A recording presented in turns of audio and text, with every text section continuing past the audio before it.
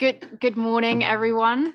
Welcome to the 2024 edition of the Unity Around Space Security Conference. We're very happy to have you here in Geneva and all of you joining us virtually from all over the world. My name is Almudena Azcarate Ortega. I am a researcher in the space security and W&D programs at Unity, and I'm very happy to be opening this event today. And I will be your Master of Ceremonies for part of today's day as well as tomorrow. So you will be hearing a lot from me. Hopefully you will not get tired of me. But before we start our panels, we have a very interesting lineup of panels and speakers. We wanted to open this conference with Director Robin Guys, Unity's director, who unfortunately cannot be here today. But he really wanted to be part of the conference, and so he recorded a video for us to welcome all of you to the conference. Now, having said that, please, let's welcome Robin Guys. Excellencies, distinguished delegates, ladies and gentlemen, a very warm welcome to the 2024 edition of the Outer Space Security Conference. A very welcome to all of you who are attending here in person in Geneva, as well as virtually from around the world. Unfortunately, I'm not able to be with you in person in Geneva today, but I'm nevertheless delighted to welcome all of you to what we at UNIDIR hope will be 2 days filled with thought-provoking and constructive discussions on space security matters. Dialogue is increasingly important as the space security environment continues to evolve and a growing number of states and non-state actors are operating in this space. As the consensus report of the recently concluded UN GGE on further practical measures for PAROS notes, space services are increasingly being integrated into various aspects of essential services to all states and peoples, such as communications, energy, transportation, finance, emergency and humanitarian operations, as well as into defense and national security. The achievement of a consensus report shows that despite the difficult geopolitical environment, agreement is possible, and this provides ground for hope as the international community prepares to embark on new processes intended to enhance space security on building on the work of the recently concluded GGE. In looking towards future activities, it is clear that the future of space security will require all stakeholders working together, implementing complementary initiatives and proposals. As the Secretary General has highlighted in our Common Agenda Policy Brief number 7, a combination of legally binding instruments and non-legally binding norms is needed to address emerging risks to outer space security, safety, and sustainability. Our common interest in preserving the domain of outer space, a province of humankind that benefits us all, requires agile and multi-stakeholder governance responses. At UNIDIR, we will continue to support multilateral, multi-stakeholder discussions around space security, providing insights and building bridges between states as well as other stakeholders on what is often a complex and very fast-moving area of discussion. To do this, we have established a dynamic space security program that has developed a number of innovative tools and materials to facilitate international discourse, discussions, and understandings of space security. This includes outputs such as the Outer Space Security Lexicon, now available in all UN languages, as well as the Outer Space Security Portal and a series of regional events intended to better understand perspectives of space security from around the globe. Looking ahead at UNIDIR, we have an exciting portfolio of projects including innovative digital tools to map space threats and also the consequences of space conflict, and to enhance understanding of opportunities for verification. We're currently also looking to build a global space security network, and I encourage you all to engage with the team and find out more. During the next 2 days, all of you joining us here in person or virtually from abroad will have the chance to discuss key topics regarding space security, consider current challenges, and explore how various initiatives and processes can be brought together in a mutually reinforcing, complementary manner to achieve the goals of Paris and foster space security. During the panels, as is the case at all UNIDIR events, we will hear a vast range of perspectives from experts from governments, industry, civil society, and of course academia from all over the world and with a wide variety of backgrounds. The topics they will address are just as diverse. On day one, we'll have experts explore threats and risks to space systems and the possible consequences of space conflict. Participants will also consider the legal thresholds of prohibited action in relation to space activities and discuss different initiatives and proposals for achieving space security, past, present, and future, I should say, ranging again from legally binding to non-legally binding approaches. On day two, participants will explore the relationship between space security and safety to achieve sustainability and discuss what can be done to encourage transparency and clarity on the road to a common understanding for space security. Moreover, panelists will also explore the opportunities presented by new technologies for monitoring and for verification of space activities, as well as the technical, political, and also financial challenges to verification. Excellencies, this year at UNIDIR, we're very delighted to launch the first edition of the Outer Space Security Conference Youth Video Competition in partnership with the Center for International Governance Innovation. This competition aims to give younger generations and future leaders a chance to actively participate in these important discussions and incorporate youth perspectives into the agenda of this conference. Tomorrow, prior to the start of panel 4, the video submissions of all 3 winners will be premiered, and we're thrilled to have the winners of this competition participating in the conference. And so I encourage you all to engage with these leaders of the future to find out more about their ideas, perspectives, and initiatives. It is our hope that the 2024 edition of the Outer Space Security Conference will once again be a forum for fruitful discussions, and that it'll have a positive impact on international dialogue around space security. We therefore encourage the active participation of all attendees, those in person and those joining virtually, so that together we may contribute to creating the common understanding the international community urgently needs to build effective and long-lasting mechanisms for peace, security, and sustainability in space. Of course, I would be remiss not to mention that the Outer Space Security Conference 2024 would not be possible without the support of our funders and partners. The Outer Space Security Conference 2024 has been made possible through the generous financial and organizational support of the governments of the Republic of Chile, the People's Republic of China, the Republic of France, the Kingdom of Norway, the Russian Federation, the United Kingdom, the United States of America, as well as through the contributions and organizational partnerships of the Center for International Governance Innovation and the Secure World Foundation.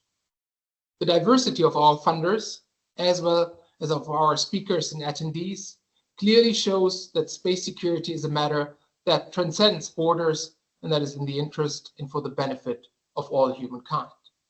Thank you all very much for joining us here today, and I wish you a fruitful and productive discussion for the 2 days that lie ahead. Thank you all very much.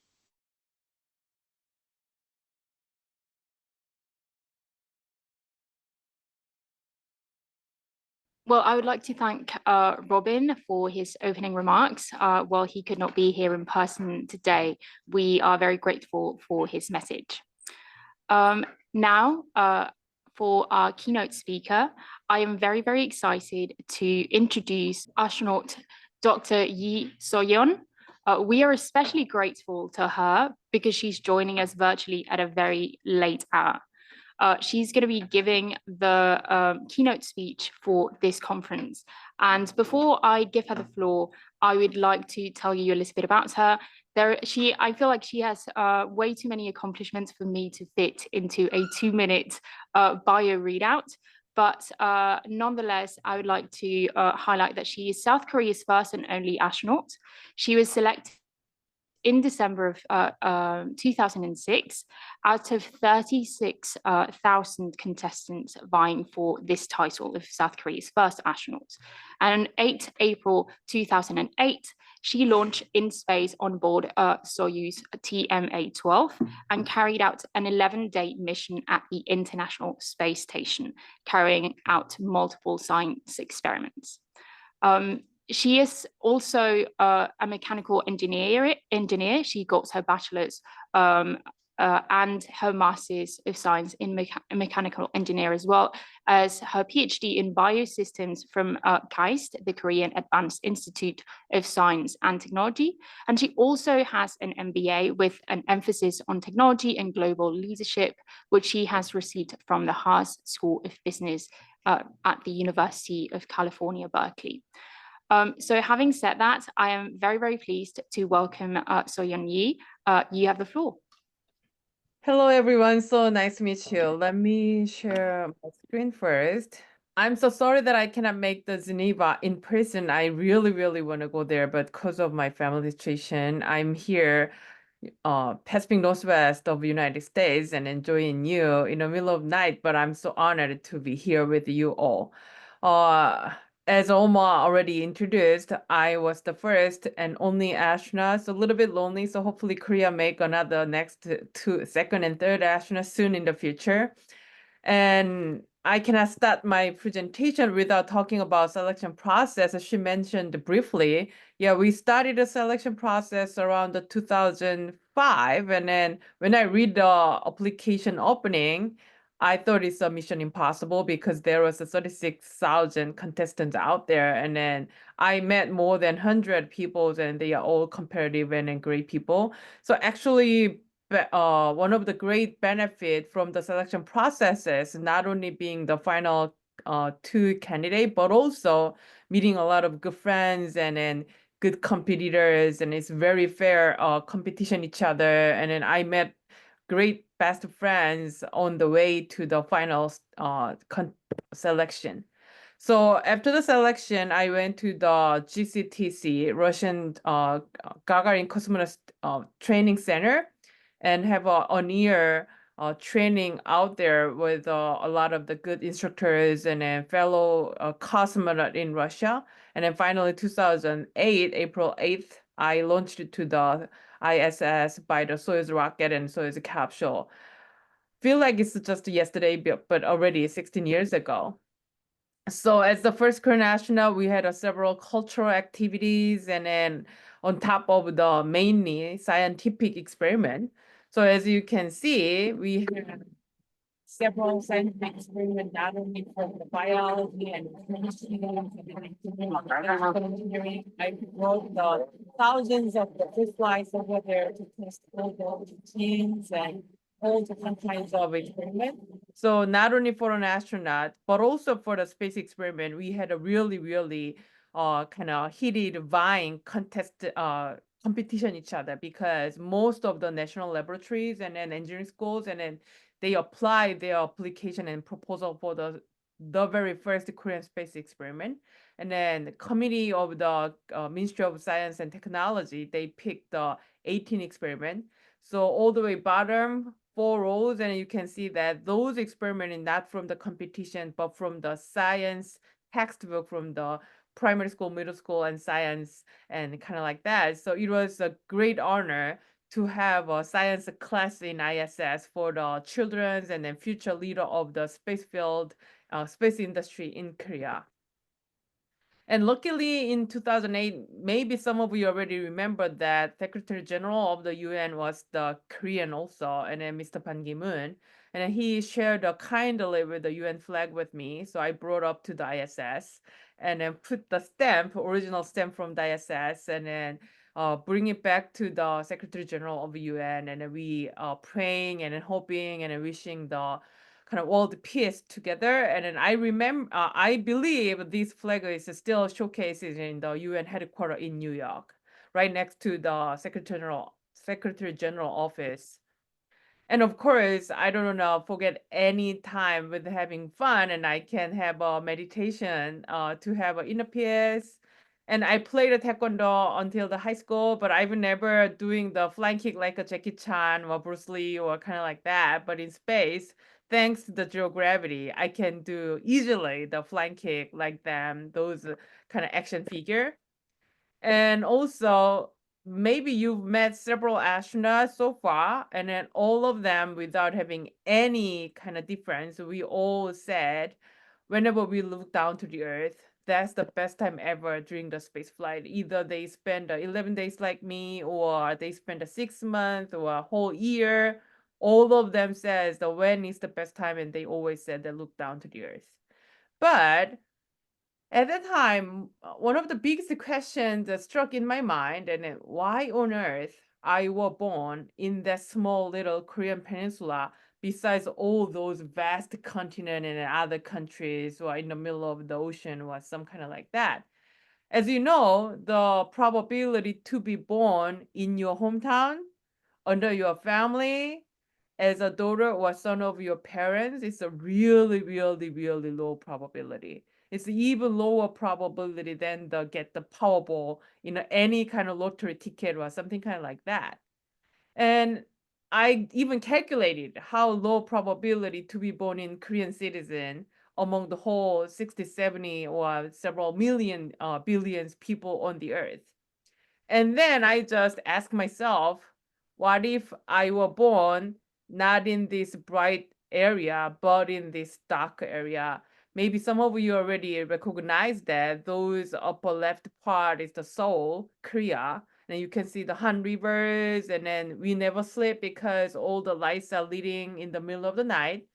But you know definitely where it is on the right side, and then in the middle of the dark night, and then there's no light at all.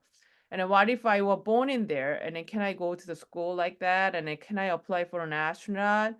Not only as a geographically, but also as a timing wise. What if I were born 100 years ago, or 1,000 years ago, or 10,000 years ago?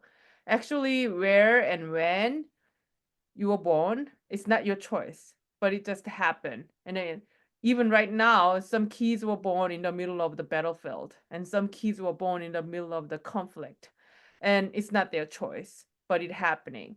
So I feel like, oh, how grateful life I have, and then how blessed I am. And then being born in my own country is even better benefit than the getting the Powerball or something kind of like that. And I realized that. And then I got to more interested in space security and peace and world peace and then global problems and all that kind of thing. Because if we remember that, we've got a blessed life because we can have a Zoom call right now and internet connection. You have a comfortable chairs and desk and a computer. If you can hear me and then see me, it means you have much more blessed life than others on the earth. And then our number one responsibility is to make that as much as equity and fair possible to all of the population on the earth, I guess. And then every day I feel so grateful that I can have that. And then every day it is biggest headache is how can I make this world is better as a person who got more benefit than others without having any reason. So 10 days, 11 days is flying school prep.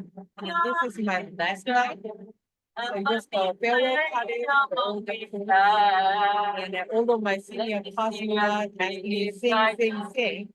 So I sang the Fly Me to the Moon, my favorite song, the last dinner, my space flight.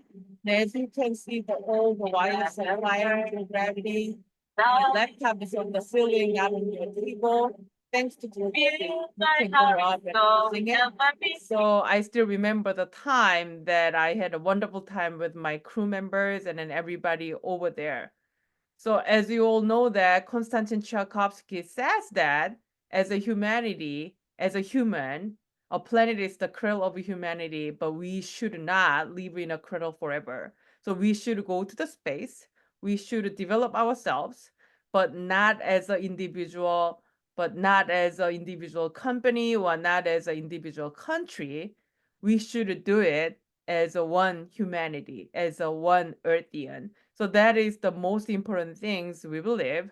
And if we remember that, we should do all those space development and technology and exploration should be done by as humanity or as Earthian. I think we will not worry about the security or conflict or something kind of like that. So I believe all those our developed technology should use for our own humans exploration, not as a terrestrial conflict or terrestrial warfare or a battlefield or something kind of like that. So that's the one thing I got from the weightlessness of my mindfulness. Thank you. Thank you very much, So-yeon. That was such a beautiful presentation for me personally, but I believe also for everyone in attendance at this Outer Space Security Conference. It was very exciting to hear about your experience as an astronaut, to hear how the process of becoming an astronaut was, and also to hear about what you felt when you were able to look at the Earth from space. I hope I will have that feeling sometime in my life if human space flight becomes something that everybody can do more commonly. That would be an experience that I would love to have. I know that not everybody shares this opinion, but I would personally would love that. So it was really inspiring to be able to, in a way, live it through you as you were telling us this story. And I also particularly liked your point about how we cannot choose where we're born or the time in which we're born, and how space technology can be a sort of equalizer to help bridge differences and it really can be a tool for the benefit of all humankind. And space security is definitely a big part of that. And it's important that we keep space secure so that precisely everybody can benefit from space technology, and it can continue to have that equalizing effect, and everybody can benefit from all of the advantages that space technology brings us. So thank you again, So-yeon. I know it's very, very late for you. So we're very, very grateful that you were willing to stay up so late to join us live in this conference. And hopefully in a future edition of this Outer Space Security Conference, we'll be able to also have you in person.